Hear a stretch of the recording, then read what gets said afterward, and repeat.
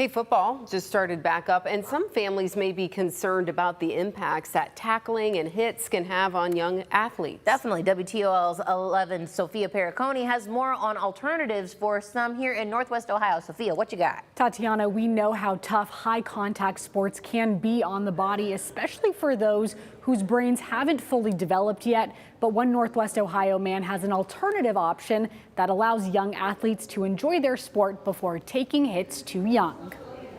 Fall is here, which means football is back. But just last week, CBS News reported 2 youth football players died of brain injuries on the same day, related to their time on the field. They're part of a total of at least 7 young football players to die nationwide just in August.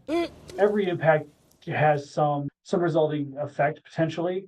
That's still being researched. Aaron Sage with Nationwide Children's Hospital's Athletic Training Services in Toledo says there's risk with pretty much any contact sport, and the best way to avoid it, not participating. There is that inherent risk in any sport. Like you said, it's not just football.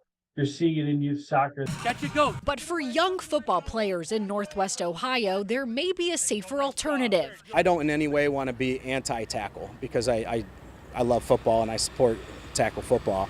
But at the same time, I know at the younger ages, it's not necessarily the best way to learn. Ed Price started FNA Toledo flag football 5 years ago to give families an alternative to tackle football. Since then, he says it has absolutely taken off. Parents' feedback, they're definitely interested because of the lack of injury. As I sit and watch, we've got former NFL players, we've got former, starting NFL players with the same perspectives. But he says he's not trying to take kids away from contact football. Many of his players go through his flag program until middle or high school before switching to tackle. Price says it also helps them learn the basics of the game without taking hits. They're able to work on getting better at passing, getting better at reading defenses, playing defenses. Without that worry of getting hit over and over and not shying away, it only makes them better. And Sage says learning those proper skills safely can make a difference. It comes down to coaching, educating the coaches, educating the parents, educating the kids on technique to help mitigate some of those risks. Sage told me that in his opinion, there can be some benefit to delaying tackling and hits for younger athletes. FNA flag football registration is closed for the fall, but there is a spring program.